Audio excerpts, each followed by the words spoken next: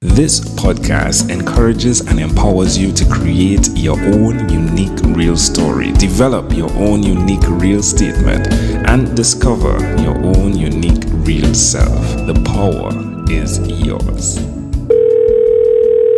Good night, Eva Doyle. How are you doing on this wonderful, beautiful night?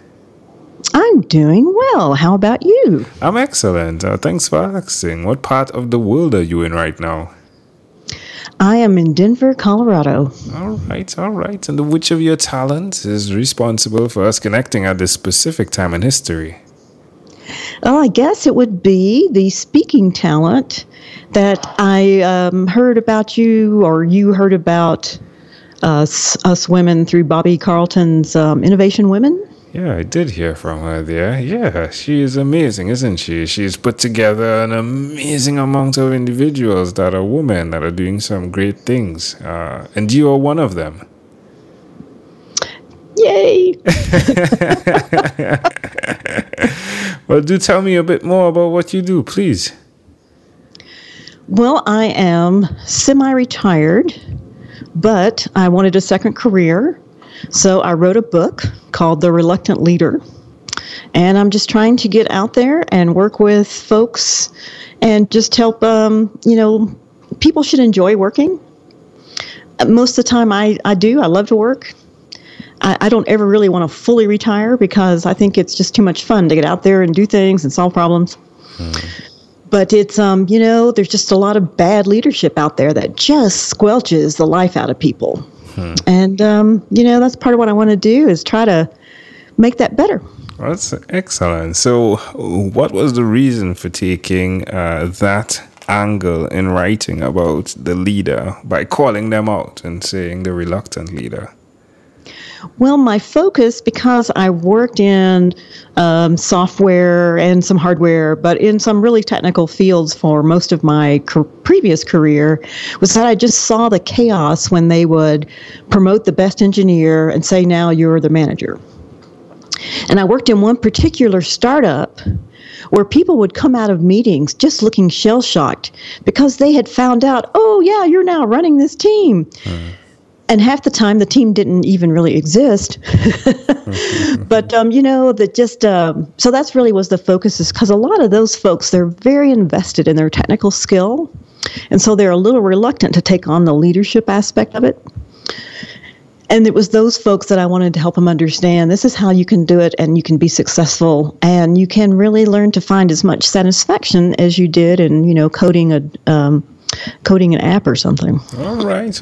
I catch it now. Okay, I get it. Okay, makes sense. Yeah, so there are probably many people like that that want to understand leadership. So you've termed it the reluctant leader. Yeah. So what's the subtitle for the book, or do you just go with the reluctant leader? It's the reluctant leader from technical expert to human expert. That makes the difference in our conversation. I love that. Oh, well, thanks. Yeah, the subtitle definitely connects it to what you just said. Now, you've been across the world, haven't you? Yes, we have been very, very fortunate. Our careers have taken us around to Germany, Australia, England, Hawaii, and now in Colorado. Wow. Now, why did you decide to go to Colorado where the air is thin? I was hoping it had the same effect on my butt, but not so far. Colorado was just one of the places that we had landed.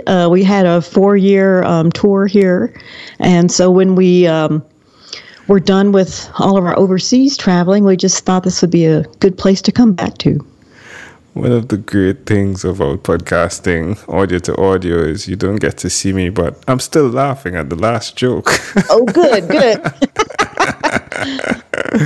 That's wonderful. Do tell me one other thing that you've done, Eva, consistently over the last 3 years, please. I think for me, especially over the last 3 years, I would say it's been trying to find my voice and use it not only for myself, but for others. So in addition to writing my book, and the nice thing about being self-employed now is that I can really have a lot of flexibility in my time. So I volunteer at an animal shelter once a week, and I really love that because those are beings that need a voice and don't easily have one in this world.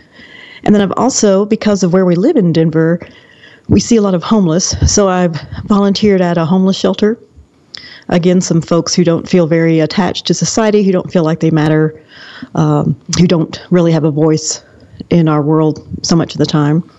And then I'm also working as a mentor with an organization here in Denver called the Women's Bean Project, which focuses on underemployed, chronically underemployed women who have not been successful in the workplace due to incarceration or addiction or some other types of factor. And the goal there is to get them into the workforce. So I'm a mentor for someone there as well. Where did you get that from, the caring part of who you are? That's a question I have to confess I hadn't quite thought of. I guess I just sort of thought most people are like this. Maybe not. Maybe not. Maybe not. Yeah, I don't know. It's just, I just feel like I have been so blessed with so much, so many wonderful experiences, this ability to, retire a little earlier than like most people and be, financially comfortable. And it's just like, just the desire to just give back is, it's pretty huge. All right, my friend. Well, where's the best place for someone to connect with you, Eva, who wants to get a bit more information about what you do and how you do it? They can find me on evadoyle.com. Not too witty there, but that'll get them there. And there I have a blog and I have a couple of videos and talking about my Dragon Lady days when people did not necessarily see me as caring. I can imagine that funny wittiness coming through. I can imagine. You've come very far, right, from where you were? Yes, I think so. Yep. Amazing audience. Again, you're hearing it live from Eva Doyle. You can connect with her at www.evadoyle.com. Eva, let's switch gears for a moment now. Let me invite you into my time machine that is surrounded with beautiful, warm, blue Caribbean water. Eva, yes. What is your earliest childhood memory? I was thinking about that one, and it's kind of hard to say. I mean, I have a dim memory of like our cat Fluffy. I've always loved animals. I also remember that Fluffy wasn't too fond of me. I remember getting scratched by Fluffy. So I think it's just more just little glimpses here and there of kind of being a little kid in a house. When I was 3, we took a trip out west. I grew up in Tennessee, and my mother, for some reason, decided we needed to see the West. So we took a travel trailer, and we drove across sort of the bottom part of the country. Right. And one thing I do remember from that is being in a sandstorm. It turns out it was in Arizona, and I just remember that the sensation that my parents were worried and they just pulled off the highway and we just sat there and the car was just covered in sand and it got dark inside, and I just remember sitting there going, it didn't seem scary to me, but I knew my parents were apprehensive. So it was just kind of but just a real experience. How old were you in that memory? I don't know, between 3 and 5, probably. How do you see that memory connecting to who you are today? Maybe that same sort of analytical kind of thing is that sometimes I'll be in situations where people are running around getting all excited, and I'm just sort of sitting there going, trying to see, is this level of excitement really necessary? And is it going to get us anywhere? Maybe we should think about this a little bit and kind of figure out where we are and where we want to go and how are we going to get there and not, not get too excited until that energy is really necessary.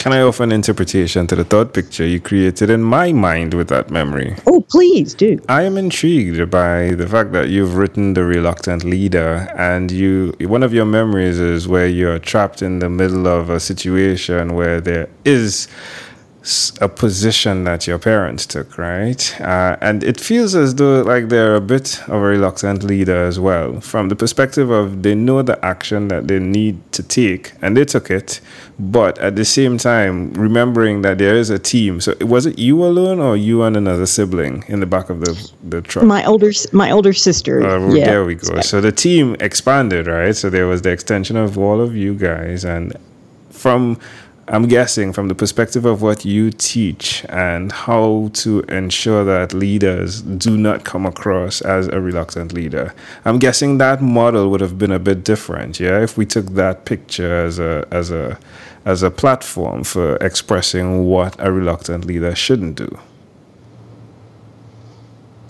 I'm not sure I completely follow. All right, so let's dig a bit deeper. I do have time. So what I'm saying is, if we looked at it metaphorically, would you say your father was a lot like the engineer in that particular situation, as opposed to the leader that you would want to bring about? You know, it's hard to say because my mom actually did a lot of the driving. Okay. So she may have been, the driver who decided to pull over. I'm not positive, and I don't remember, much of what they said. It was just this sense that they were worried, and I wasn't. And there was a part of me that was just fascinated by the experience of watching the sand, fill up, and so for me, I was kind of more fascinated, but I was sitting there thinking, should I be worried? Yeah. So I think in terms of like the reluctant leader, I think that is part of it is, as a little kid, it didn't feel appropriate to, say to my parents, hey, this is kind of cool. But there was definitely, a part of me that was, kind of thinking, maybe we don't need to worry yet. And as it is, I remember asking my mom later about how did we get out of that? Was the car, buried in sand? And she said no, that the wind, blew it one way and then it blew it another. So when the wind finally stopped, they were able to just drive off. Okay, all right, yeah.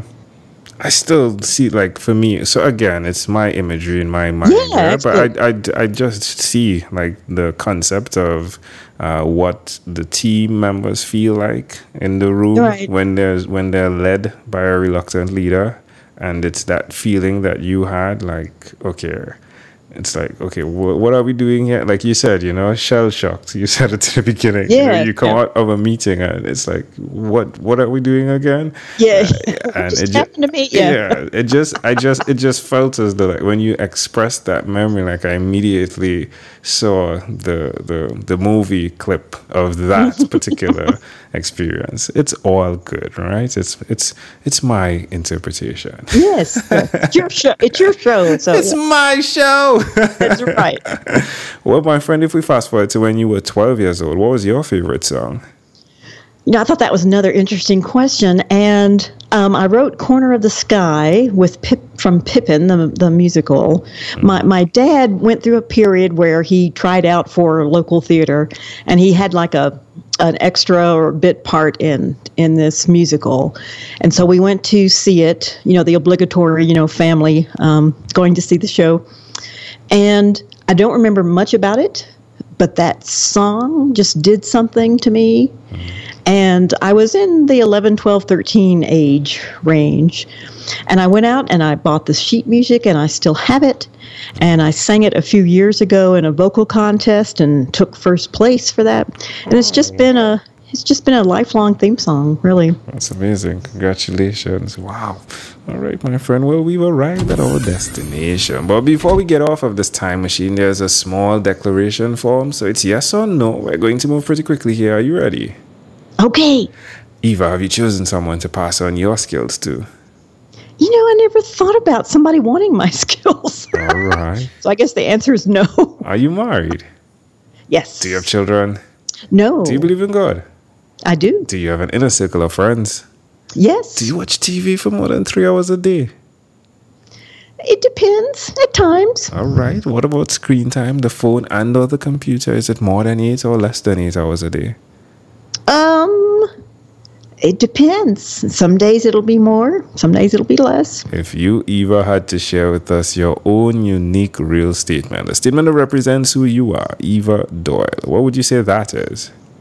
I would have to borrow from Maya Angelou and her statement about people may forget what you do, they may forget what you say, but they never forget how you made them feel. And those are words that I know are very true for me. And those are things that I want to pass on to other people, is I want them to feel good about who they are. Love it. Eva, this was such a great pleasure. Before you leave, is there anything else you'd like to share with our amazing audience? No, except just thanks for this opportunity. It's been a lot of fun. Well, my friend, you've given me the most fun I've had for the night, and I appreciate it tremendously. Eva Doyle, thank you for being on What is Inspired by 12-Minute Convos with Angel Jones. This segment has been brought to you by Amazel Enterprise.